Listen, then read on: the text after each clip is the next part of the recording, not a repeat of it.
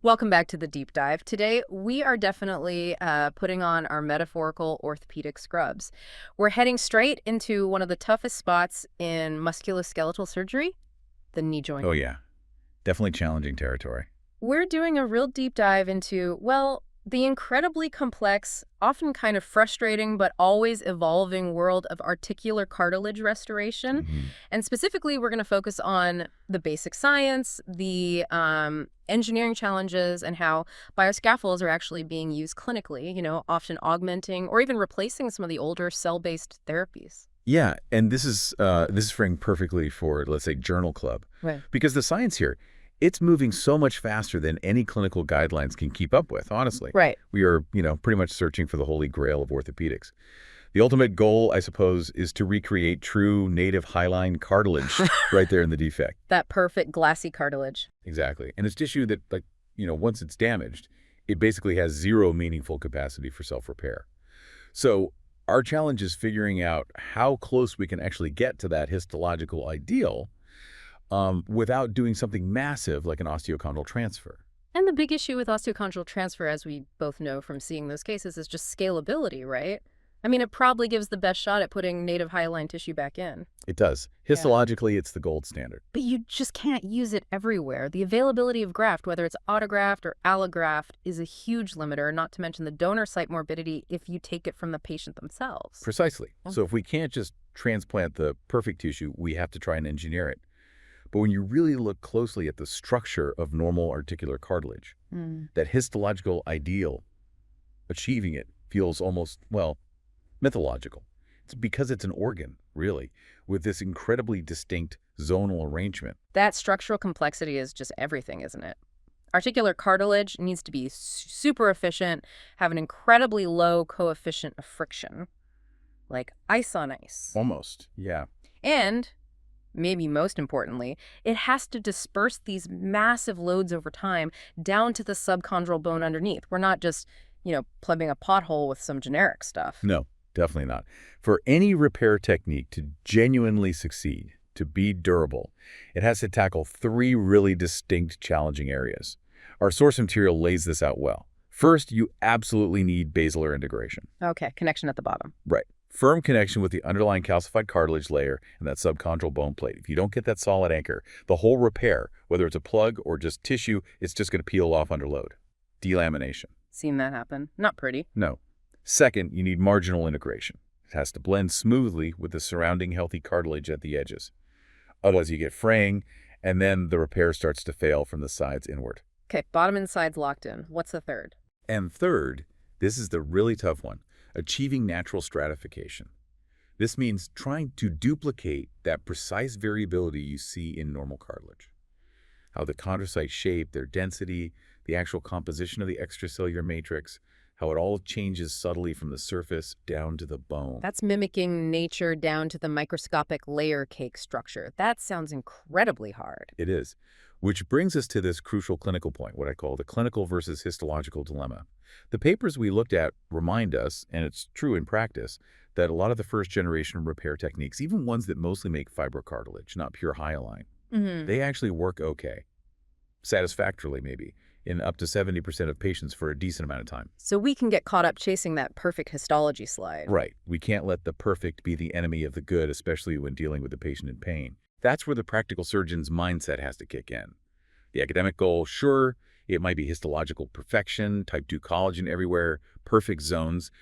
But the clinical goal, it might just be finding the most cost-effective and, crucially, acceptably durable treatment for that specific patient and their specific lesion size and location. So if a fibrocartilage repair, mostly type I collagen, gives someone 10 years of good pain relief for a smaller lesion, that's a win for the patient. Absolutely. We've served that patient well.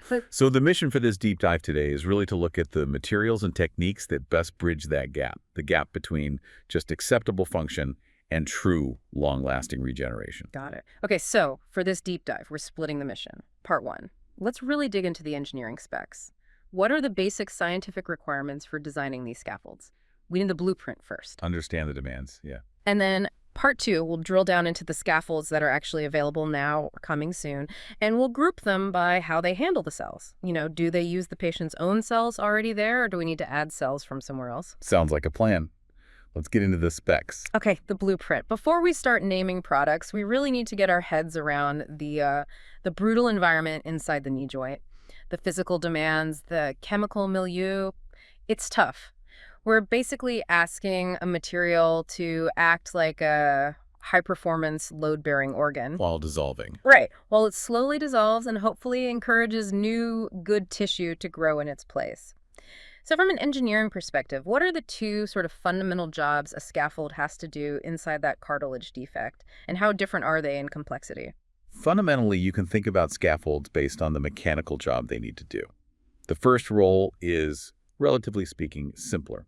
Cell delivery. Okay. This just means using the scaffold as a carrier, like a microscopic taxi service. It delivers the cells and holds them in situ, holds them in place. Just keeps them from washing away. Exactly. Until you get some minimal, marginal, and basilar integration. Think about the simple fibrin clot you get after a microfracture. That's the most basic version. Or materials like fibrin glue, maybe some basic hyaluronic acid, HA, or simple collagen membranes. These systems, they don't have huge structural demands. Their main job is just to keep that cell population stable for the first few critical weeks. So that's the baseline. Just hold the fort while the body tries to start some kind of repair. Correct. Now, the second role, that's where it gets far more complex. Yeah. That's structural support. This needs some pretty sophisticated materials engineering. Right. This is where the scaffold itself has to carry some load. Precisely. When a scaffold is designed for structural support, it has to provide adequate mechanical and physical guidance. Not just hold cells, but guide them during migration and, critically, guide them during the whole ECM maturation phase that follows. This demands things like optimized porosity. It needs to be hydrophilic, water-loving, so cells can seed onto it easily. And it needs the inherent ability to really enhance that crucial basilar and circumferential integration, often over many months. Okay, and this structural part leads right into what seems like the biggest headache, the mechanical properties. We want patients ideally to have early or even immediate weight bearing, especially if it's a big lesion on the femur or tibia. Absolutely. That's the goal. Which means the material has to be strong, but as the old Paul's principle tells us, not too strong, right? It sounds like a complete paradox. It is probably the single greatest engineering challenge in this whole field. The ideal scaffold has to provide mechanical properties strong enough to shield that growing, delicate tissue from damaging shear forces. Especially early on. Especially early on. Yet it cannot be so stiff that it completely shields the cells from the necessary physiological loading. We actually need that physical stimulus, the cyclic compression and shear, because that's what guides the mesenchymal stem cells down the right path towards chondrogenesis. That's the Paul's principle in action, physical strain influencing how tissue forms. Exactly. That's the core mechanism recognized by Paul's. If the scaffold is too rigid, it stress shields the cells. They don't sense the mechanical signals they need, and often they differentiate down the wrong pathway. You end up with fibrocartilage, which is mostly type I collagen, or sometimes even worse, you get bone forming where you want cartilage. Okay, let's put some numbers on that paradox. We're working in a really narrow, flexible range, aren't we? We are absolutely operating between extremes. If you look at human native hyaline cartilage, its Young's modulus, which is just a measure of stiffness or elasticity, is typically reported somewhere between 1 and 20 megapascals, or mpg, and that varies depending on the layer and where in the joint you are. 1 to 20. Okay. Now compare that to bone. Right. Cortical bone, way up at 17,000 MPa. Even the subchondral bone plate, right underneath the cartilage, is around 1,000 MPa. So we're dealing with a material that's orders of magnitude softer than the bone it sits on. Yet it has to handle loads sometimes 3 to 5 times body weight, or even more during impact. Exactly. So the scaffold has to hit that incredibly narrow, flexible sweet spot. It needs to allow load transfer to stimulate the cells, but without catastrophic mechanical failure of the scaffold itself or the new tissue. And the source material we looked at mentions computer modeling suggests it shouldn't even be uniform stiffness through the scaffold's thickness. Correct. That's another layer of complexity. The consensus from computer modeling is that an inhomogeneous, a non-uniform three-dimensional scaffold is probably the optimal design. You actually want higher stiffness superficially near the joint surface, maybe 6 to 20 times higher than the deeper parts. Why stiffer at the top? That superficial stiffness acts like a protective shell. It shields the underlying, still developing repair tissue from those really high damaging shear forces that happen when the joint surfaces slide and rotate against each other. Okay, protects the surface, and then as you go deeper, down towards the bone. The stiffness needs to gradually decrease. This is critical. The deeper, softer material allows the cells down there to experience sufficient strain and compressive loading. That's the signal they need to maintain their round chondrocyte shape and start laying down that all-important type 2 collagen matrix. So the top layer is like this elegant, load-dissipating shield, protecting the fragile stuff underneath while still letting the right signals get through. You got it. You're essentially using mechanics to drive the biology you want. That makes perfect sense. Okay, let's shift from bulk mechanics to the internal structure porosity. We know if we culture chondrocytes flat on a standard petri dish, 2D culture, they tend to de-differentiate, right? They lose their phenotype. Why is that 3D architecture so vital? It's fundamental to their biology. When a chondrocyte loses its natural 3D environment, its whole structure changes. It flattens out, its internal cytoskeleton remodels, and critically, it switches its protein production. It stops making the good stuff, type 2 collagen and key proteoglycans like aggrecan, and starts pumping out type I collagen. That's the hallmark of scar tissue, of fibrocartilage. So the shape dictates the function.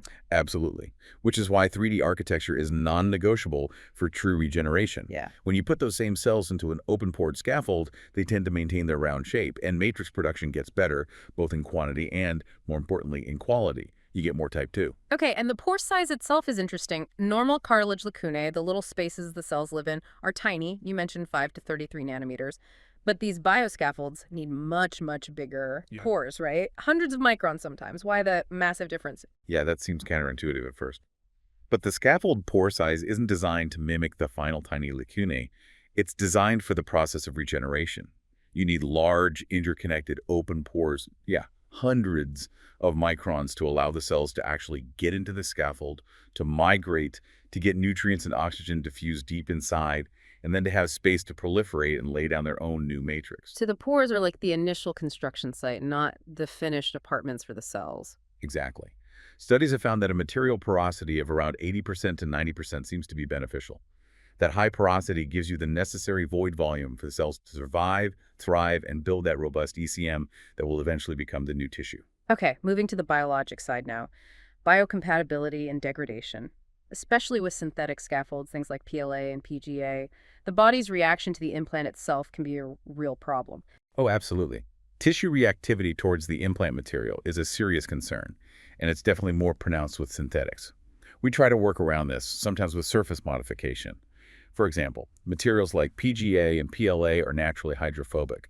They repel water. That's not great for cell adhesion. Cells like a wettable surface. They do. So we can sometimes improve wettability by adding specific monomers or coatings, but maybe more effectively, we can use chemical signals to sort of trick the cells into thinking this artificial matrix is more like home. Making it biologically active. That's where bioactive ligands come into play. We can chemically attach specific biomolecules to the scaffold surface. A classic example is the RGD ligand. RGD stands for arginine glycine aspartic acid. It's a little tripeptide sequence found in key ECM proteins like fibronectin. And cells have receptors for RGD. Exactly. Cells have surface receptors called integrins. These integrins are designed to bind to sequences like RGD in the natural matrix. They act like little grappling hooks. Okay, so adding RGD to the scaffold gives the cell something to grab onto. Precisely. Integrins are transmembrane proteins, meaning they physically link the cell's internal machinery, the cytoskeleton, to the outside world, the external matrix. By binding RGD on the scaffold, the cell gets a solid anchor point. This improves cell survival, adhesion, spreading, and ultimately proliferation. It's really crucial for getting that initial basilar integration locked down. Makes sense. Anchor the cells first. And interestingly, some sources suggest that using type 2 collagen itself as part of the scaffold material might enhance this attachment even better than just type I collagen, again reinforcing that need to use chondrogenic materials whenever possible. Okay, and finally, the ticking time bomb aspect. Yeah. Degradation timing. This seems incredibly tricky. You need the scaffold to disappear, but perfectly choreographed with the new tissue being laid down, and crucially, without poisoning the local environment. This is a critical concern, especially regarding toxicity. The common synthetics we mentioned, PGA, polyglycolic acid, and PLA, polylactic acid, they degrade mainly through hydrolysis water molecules, breaking down the ester bonds in the polymer chains. Okay, so water breaks them down. What's the problem? The problem is the breakdown products. The hydrolysis of PGA and PLA produces acidic byproducts, lactic acid and glycolic acid. These acids locally lower the pH right there at the repair site. And that local acidosis, that drop in pH, is directly implicated in causing inflammatory reactions, triggering foreign body responses, and sometimes leading to local tissue necrosis, or just generally poor tissue formation. So we're putting in a material that needs to dissolve, but as it dissolves, it releases acid. That sounds like creating a small localized acid burn right where you want delicate new tissue to grow, unless the body can clear those acids super fast. That's a good way to think about it. That instability, that potential for a toxic microenvironment has to be tightly managed, either by choosing materials with less acidic breakdown products or by carefully controlling the degradation rate so the body's buffering systems aren't overwhelmed. Wow, okay. So the ideal scaffold needs to be hydrophilic, highly porous, structurally graded maybe, potentially coated with bioactive ligands or loaded with growth factors.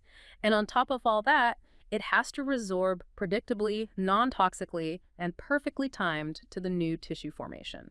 That's the wish list. And as the summary table in our source material points out, similar to table 32.1 in the original lit, achieving all of those attributes in one single product remains, frankly, an immense challenge even today. That's why we see so many different approaches being tried. All right, let's shift gears now from the engineering theory, that wish list, to what we're actually using or studying in the clinic. We'll start by focusing on techniques that use endogenous cells. What that means is these are scaffolds that are implanted without any cells added to them. They rely on attracting or organizing the patient's own host cells, usually by first performing a marrow stimulation technique like microfracture. Right, so this whole category is essentially about boosting the standard microfracture procedure. Microfracture just creates that basic blood clot, the fibrin clot, which acts as a very simple, natural, but also really unstable scaffold. These techniques are trying to make that clot work better or last longer or be more organized. Exactly. You're augmenting the natural process. Let's begin with AM. That stands for autologous matrix-induced chondrogenesis. This is a very common technique used quite widely, especially in Europe. The basic mechanism involves using a thicker, usually porcine-derived collagen type I3 matrix. A common trade name you'll hear is chondroguide. This membrane is placed over the defect immediately after you've done the microfracture. So it's like putting a sturdy collagen-based roof over those little holes you made in the bone. That's a perfect analogy. The collagen matrix acts as a physical barrier, yes, but also as a stabilization chamber. Its thickness allows it, potentially, to fill the defect from bottom to top, something a simple blood clot rarely achieves because it tends to shrink and not fill the whole volume. Yeah. The main goal is to provide a stable, three-dimensional environment that helps guide those host cells, the mesenchymal progenitors that migrate up from the marrow access holes, hopefully leading to better quality chondrogenesis and more complete defect filling compared to just microfracture alone. It takes the messy clot and gives it some structure. Okay, makes sense. Stabilize the clot. Next up is something called matrix-modulated marrow stimulation, specifically BST Cargel. Now we're getting into hydrogels and electrical charges. Yes. BST Cargel uses chitosan. Chitosan is a natural polymer derived from the shells of crustaceans like shrimp and crabs. It's processed into a liquid form. This liquid chitosan is then mixed right in the operating room with the patient's own blood, usually in about a 1:3 ratio.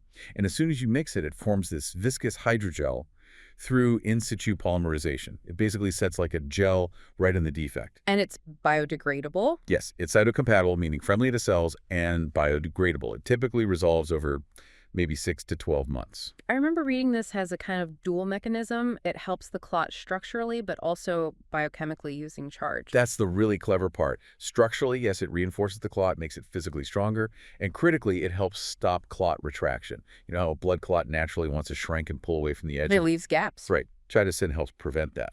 Biochemically, chitosan naturally has a positive charge. It's cationic. The cartilage defect walls tend to have a negative charge. So the positive chitosan hydrogel is electrostatically attracted to the negative lesion walls. Like a magnet. A bit like that, yeah. This synergy structural support plus electrostatic adhesion allows for a longer, more stable clot residency time. It keeps those important blood components and the progenitor cells right there, above the marrow holes, for a longer, more optimal repair window.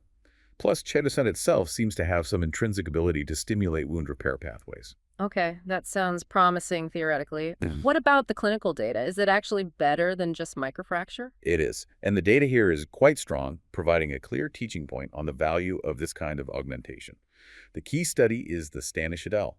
Level I randomized controlled trial. That's high-level evidence.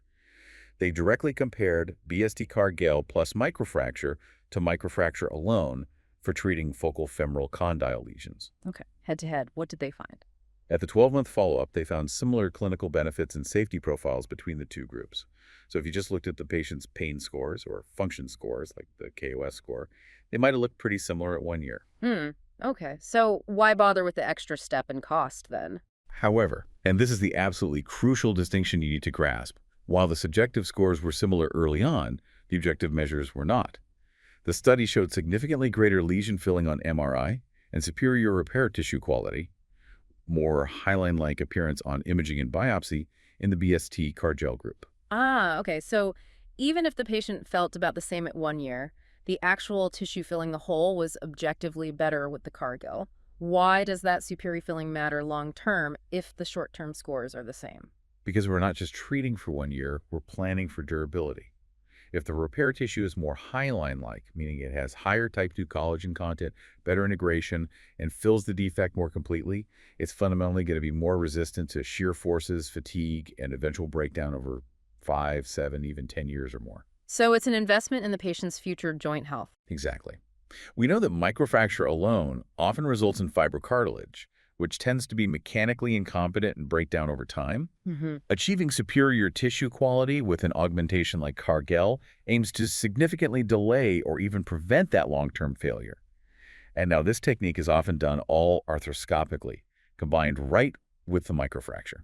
That makes perfect sense. It justifies the added complexity.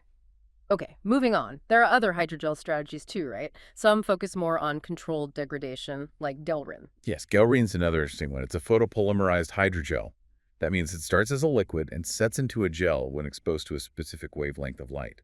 Chemically, it's based on PEGDIA, polyethylene glycol diacrylate, which is covalently linked to a fibrinogen backbone. Okay, like cured gel. What's special about its degradation? Its key feature is controlled degradation. It doesn't just rely on general hydrolysis like PLA-PGA.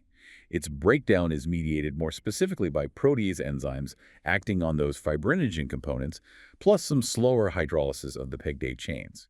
The idea is that it completely resolves, but in a more predictable time frame, maybe 6 to 12 months. And does this avoid those acidic breakdown problems we talked about with PLA and PGA? That's a major advantage, yes. The breakdown products are considered majorly non-toxic. Things like pegylated peptides, amino acids, and free PEG. This non-acidic degradation profile is huge. It allows the gel to fill the defect, provide that stable, non-toxic environment for a predictable period, hopefully without kicking off a big inflammatory or foreign body response that could hinder repair. Got it. Less inflammation risk. Finally, in this category of augmenting endogenous cells, let's touch on chondro tissue. This one seems to take a slightly different tack, focusing more on attracting the cells. Right. Chondro tissue is typically a scaffold made of PGA combined with hyaluronan. Its cleverness lies in the preparation step before it's implanted.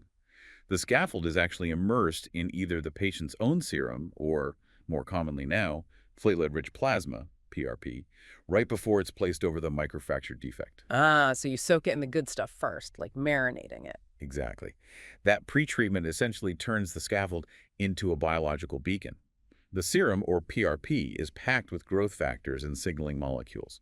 These act as powerful chemoattractants, actively recruiting those mesenchymal progenitor cells up from the marrow access holes into the scaffold. Plus, the hyaluronan component itself can independently stimulate chondrogenic differentiation. So it's pulling the cells in and telling them what to do. How are the results? The clinical results reported have been very encouraging. A study by Sicleri et al. Reported significant lasting improvements in KO scores out to an average of 5 years follow-up. And crucially, looking at objective MRI evaluations, 20 out of 21 patients in their series showed complete filling of the lesion. Wow, 5-year objective data showing complete fill in almost all patients. That really speaks volumes about the power of actively modulating that microfracture environment, doesn't it? It really does. It strongly suggests that even if we're relying on the host's own cells coming up from the bone marrow, Using an advanced scaffold to better organize them, stabilize the environment, and chemically stimulate them can lead to a significantly better and more durable outcome than just letting that simple microfracture clot do its thing alone. Yeah. But we always have to add the caveat here. This field is incredibly volatile commercially. Good science doesn't always equal market success. We saw another promising hydrogel, Chondux, which was a PCAB combination, get terminated in clinical trials and pulled from the market.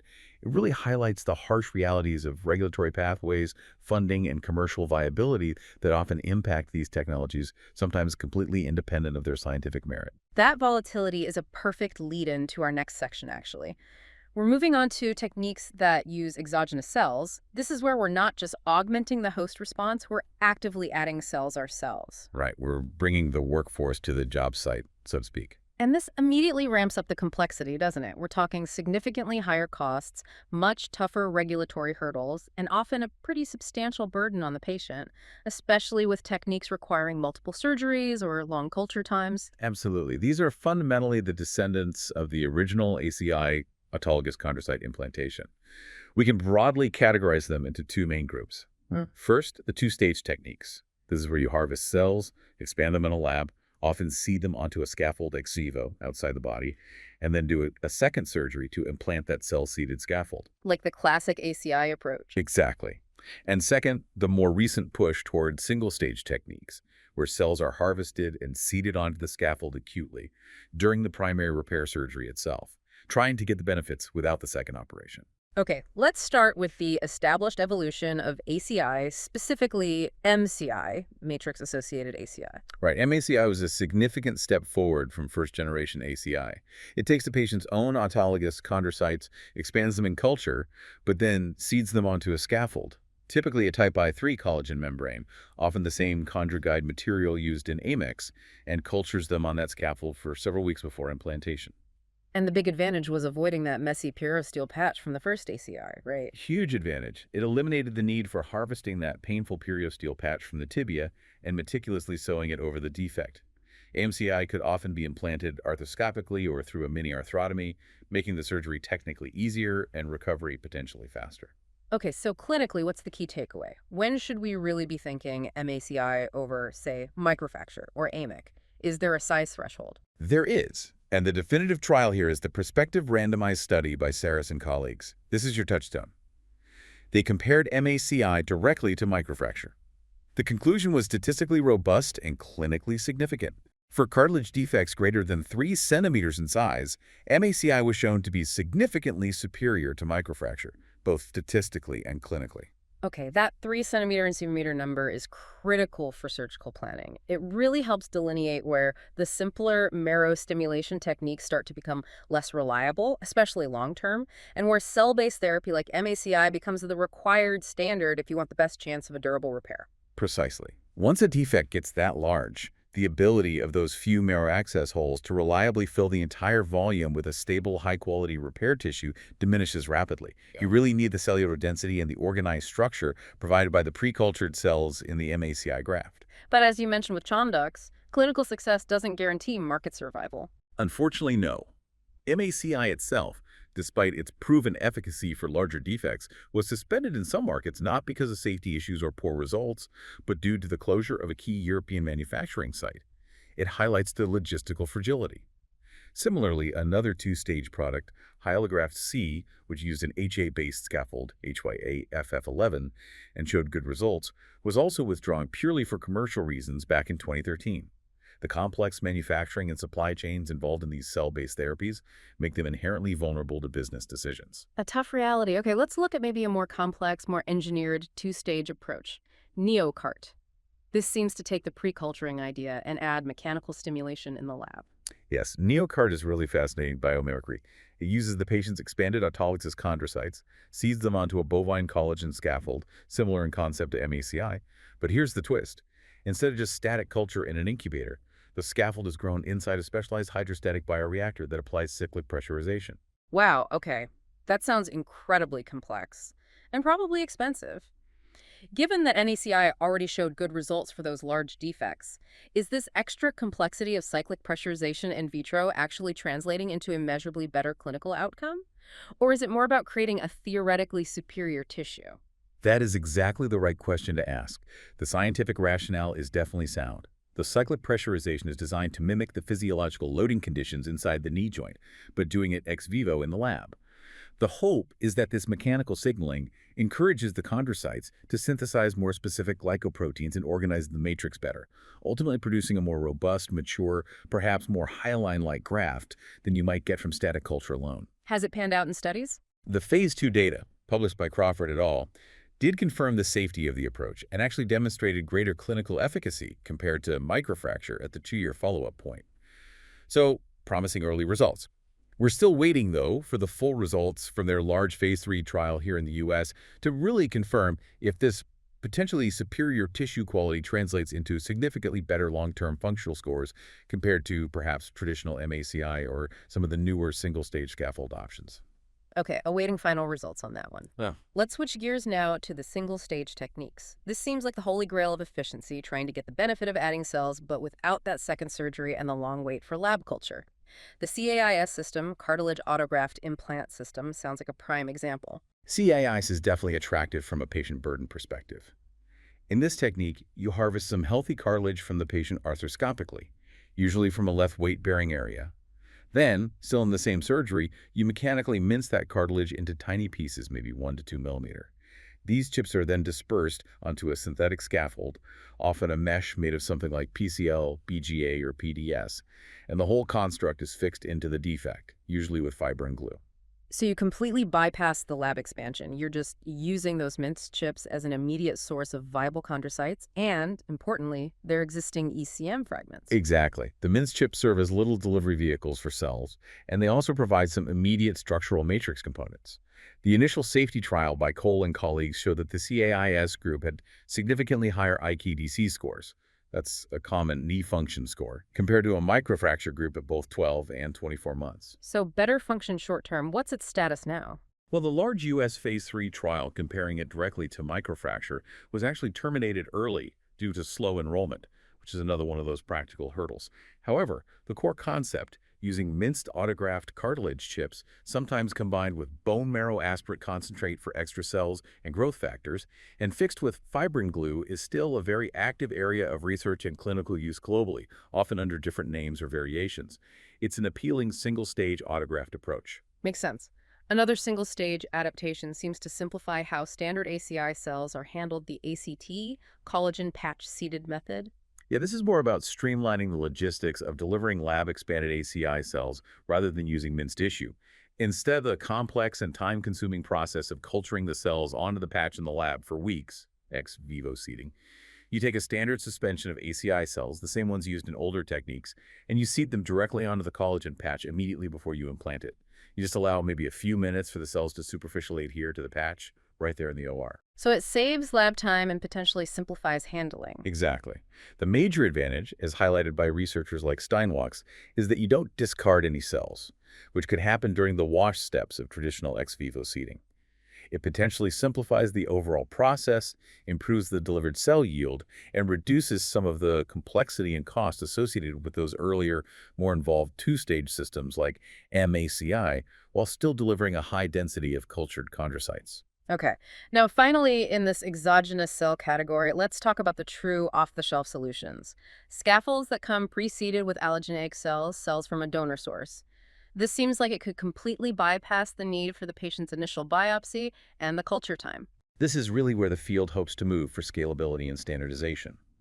A great example is Cartistem, which is approved and used in Korea. It combines mesenchymal stem cells derived from donor umbilical cord blood with an HA scaffold. It's available off the shelf, having gone through successful Phase 3 trials there. By using allogeneic cells, you create a standardized, readily available product. It completely eliminates that two-stage burden on the patient and the healthcare system. Huge logistical advantage.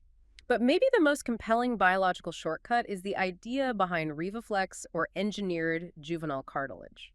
This approach is based on some pretty fundamental biological observations. Revaflex uses cultured juvenile allograft chondrocytes harvested from young donors. These young cells are then allowed to essentially form their own extracellular matrix in vitro in the lab before the resulting tissue construct is implanted. Why juvenile cells? What's the advantage? The key rationale here is critical, and it's backed by solid science. Studies by researchers like Atkinson and Liu have convincingly shown that juvenile cartilage possesses superior chondrocytic activity. The cells are simply more metabolically active. They also have a higher cell density naturally and demonstrate significantly increased healing potential compared to adult cartilage cells, which tend to become somewhat senescent or less responsive over time. So instead of trying to coax these older, maybe somewhat tired adult chondrocytes into rebuilding cartilage, Right. you're starting with a fundamentally better, more energetic cell source from the get-go. Precisely. You're leveraging superior biology. The cell-formed matrix, created by these juvenile cells in the lab, is then implanted, usually using fibrin adhesive. The potential here is so promising that a large Phase 3 trial comparing this engineered juvenile cartilage product directly to microfracture is currently in the planning stages. If that trial is successful, well, having a standardized, off-the-shelf product that uses biologically superior juvenile cells could potentially become a real game changer, maybe even the new treatment paradigm for many focal cartilage defects. Okay, we've covered a lot of ground on isolated chondral defects, but now we absolutely have to address what might be the greatest structural challenge in this whole arena. That's when the lesion isn't just confined to the cartilage, but it actually breaches the subchondral bone beneath it, the full-thickness osteochondral defect. Right. Now we're not just patching the surface, we're rebuilding the foundation too. Exactly. This requires a completely different strategic approach. We move into needing multi-phase or biphasic systems, scaffolds specifically designed to address both the bone, the osseous component, and the cartilage, the chondral component, simultaneously. This is where the physics and the biology seem like they'd become absolutely unforgiving. You're trying to rebuild that entire functional unit, mimicking the calcified cartilage layer, the tide mark transition zone, the subchondral bone itself, and the smooth articular surface on top. Getting that basilar integration, that connection to the host bone, must be absolutely paramount here. It is everything, and it typically requires a construct that has at least 2 distinct layers, sometimes 3, with very different properties. But before we look at the potential successes, I think it's crucial we internalize the failure points first, because understanding why some early approaches failed so badly really illustrates just how difficult it is to achieve adequate load-stable mechanical properties right at that critical bone-cartilage interface. Okay. And I have a feeling I know where this is going. The poster child for the cautionary tale in osteochondral repair has to be the TrueFit synthetic plug, doesn't it? Unfortunately, yes. The history of the TrueFit plug is a really crucial, if painful, teaching moment for any orthopedic resident or fellow. On paper, the concept seemed brilliant. It was a biphasic synthetic plug designed to mimic the physical properties of both cartilage and bone. The deeper bone phase used a copolymer called PLDG, reinforced with PGA fibers for some early structural integrity, and it also contained calcium sulfate, supposedly to encourage bone ingrowth. So the idea was you press fit this plug into the osteochondral defect. It provides immediate load-bearing capacity because it's solid, and then it slowly resorbs over maybe 6 to 9 months, theoretically being replaced by the patient's own bone and cartilage tissue. That was the theory, correct. Yeah. But the clinical reality, especially when these plugs were used in high-stress areas like the patellofemoral joint, it was often a nightmare. Yeah. What happened? The source material we reviewed highlights some really serious concerns about its durability and long-term outcomes. A study by Joshi et al. Followed just 10 patients who had TrueFit plugs for patellofemoral defects. The results were frankly alarming. At only 18 months follow-up, 8 out of those 10 patients were complaining of intractable pain and swelling. And get this, the reoperation rate specifically for implant failure, meaning the plug broke down or came loose, was 70%. 70%. Yes, That's it is. catastrophic failure. Under the kind of massive repetitive shear and compressive loads you see in the patellofemoral joint, that synthetic plug, it sounds like using, I don't know, a cheap plastic wall anchor to hang something really heavy. It's just going to pull out or crumble, isn't it? That's a pretty good analogy, actually. Yeah. You just couldn't handle the physiological load environment. When you asked a purely synthetic material, even one reinforced with some PGA fibers, to withstand those massive repetitive stresses while it's actively degrading and trying to integrate with living tissue, the interface simply couldn't maintain stability. The common failure mode was delamination at the bone interface, or fragmentation of the plug itself. It fell apart. Pretty much. And this wasn't just one bad study. The systemic failure was so profound that a later systematic review, the Verhagen review, concluded there was basically no reliable data to support the use of TrueFit plugs compared to just conservative treatment or other established cartilage repair techniques. Consequently, the manufacturer, Smith& Nephew, withdrew the product from the market. It's a really harsh lesson. Just engineering stiffness alone is totally insufficient. You absolutely must achieve biological integration and manage the degradation profile simultaneously. Okay, message received on TrueFit. Don't use it. So if the purely synthetic plugs failed so spectacularly on the structural and biological integration front, how do the more successful biomimetic osteochondral systems try to overcome this load transfer flaw at the interface? The systems that have shown more promise really emphasize biomimicry, not just in terms of stiffness gradients, but crucially in their structure and composition, with a laser focus on creating a stable interface with the host bone. Myoregion is an excellent example of this osteochondral biomimetic scaffold approach. Right, myoregion is interesting. It's described as a porous, three-dimensional composite tri-layered structure, so 3 layers, trying to mimic the whole osteochondral unit, and it uses materials like equine tendon-derived collagen and hyaluronic acid. Exactly. Let's break down that tri-layer structure, thinking conceptually about something like Figure 32.2 in the original literature. The topmost layer, the one facing the joint, is typically a dense type I collagen layer, designed to provide a smooth, low-friction articular surface. Below that is an intermediate layer, kind of mimicking the tide mark zone. It's a transition zone, often using a mix of type I collagen and HA. But the critical difference is the deepest layer, the bone-specific layer. What's special about the base? This base layer is mineralized. It still uses type I collagen and HA, but crucially it incorporates calcium phosphate mineralization, often hydroxyapatite, directly into the collagen structure. Ah, so instead of just the synthetic material trying to butt up against bone, the bottom layer of the scaffold is chemically and structurally much more similar to the native calcified cartilage and the bone interface itself. That's the secret sauce. This mineralized collagen interface is specifically designed for optimal osteoconduction, encouraging bone cells to grow into it, and for better mechanical interlock with the host subchondral bone. The idea is to facilitate immediate, stable load transfer right from the start and prevent that catastrophic delamination we saw with TrueFit. And does the clinical data support this approach? Does myoregion hold up better? The clinical data reported by Kahn and colleagues is certainly much more encouraging. They reported statistically significant improvements in patient scores like IKDC and Tegner activity scores out to 5 years. And importantly, looking at objective MRI evaluations at that 5-year mark, 78.3% of the lesions showed complete filling and good integration. Okay, nearly 80% showing complete fill integration on MRI at 5 years. That's a vastly different story than the TrueFit experience. It really demonstrates the success of integrating those biological materials, collagen and HA, into a phased structural approach that respects the interface. Indeed. It strongly suggests that getting the material composition right, using bioresorbable, cell-friendly materials like collagen and HA, and ensuring you build in a robust, mineralized interface specifically for the bone connection, is the key to achieving load stability in these challenging defects. Another approach gaining traction is Agili-C. This is a rigid biphasic implant, but it uses a different material science. It uses calcium carbonate in its aragonite crystal form for the bone phase, and modified aragonite plus HA for the cartilage phase. It's designed as a single-step procedure press-fit implant, intended to promote MSC differentiation. Human studies are still relatively limited but evolving. But the underlying strategy across these potentially more successful systems remains consistent. Use materials that encourage cell infiltration and matrix deposition and critically build in a distinct, stable, often mineralized phase to lock onto the bone. It seems the failure of TrueFit really hammered home the lesson. You can't just match bulk stiffness. You absolutely have to match the biological degradation profile and solve the integration challenge, especially at the bone interface, or the implant will fail under physiological load.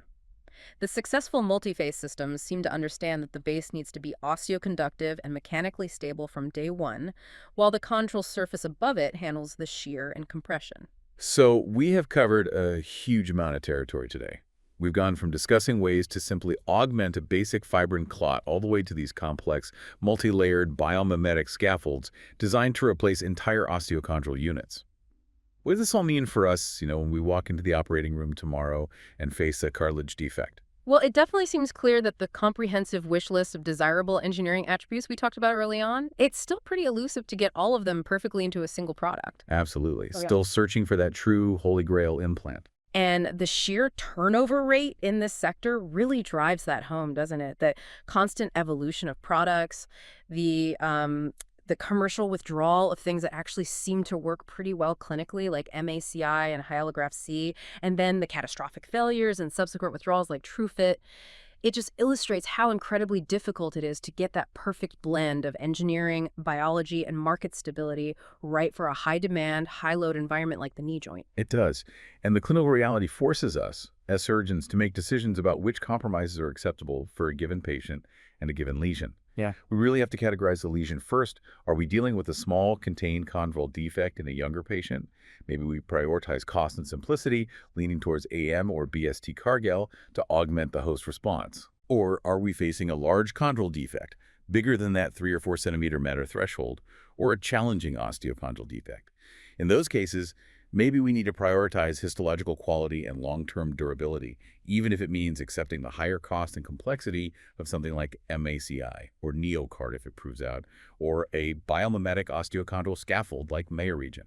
Looking across all the techniques we discussed, it feels like the critical variables that unify the success stories, or at least the promising ones, are first, achieving mechanical robustness preventing failure, especially that basilar delamination at the bone interface. Crucial. And second, finding ways to effectively control the cellular environment, whether it's managing the endogenous cells or delivering exogenous ones, to strongly favor the production of type 2 collagen, that durable hyaline matrix, over the weaker, less functional type I fibrocartilage. That control over cell fate, guiding the differentiation and matrix production. That's everything. You could argue the unifying principle across almost all these techniques, from the simplest hydrogel stabilizing a clot to the most advanced tri-layered construct, is the scaffold's ability to influence cell behavior. We're using the scaffold, whatever it's made of, to provide a mechanically stable, supportive, three-dimensional environment that ideally resolves at just the right pace, matching the rate of new tissue maturation. It's like providing the perfect scaffolding for building a new architecturally specific structure. You need to support it correctly while it's being built, and you need to make sure the structure is sound and load-bearing before you take the supports away. That's an excellent analogy, exactly right. And the pace of research definitely suggests we are moving, albeit perhaps slowly and with setbacks, towards more sophisticated, ideally off-the-shelf single-stage solutions, likely leveraging external cell sources for consistency and potency. Which leads right back to that idea of using superior cells. It leads directly to what many consider the next major frontier in orthobiologics. We've seen multiple studies now, like those referenced by Atkinson and Liu in the source material, confirming the significantly enhanced tissue regeneration potential of juvenile articular cartilage compared to adult tissue. It just has intrinsically superior chondrocytic activity, higher cell density. The cells are just better at doing the job. So the source cell itself is biologically primed to generate that high-quality type 2 matrix we're striving for. Exactly. It potentially shifts the paradigm.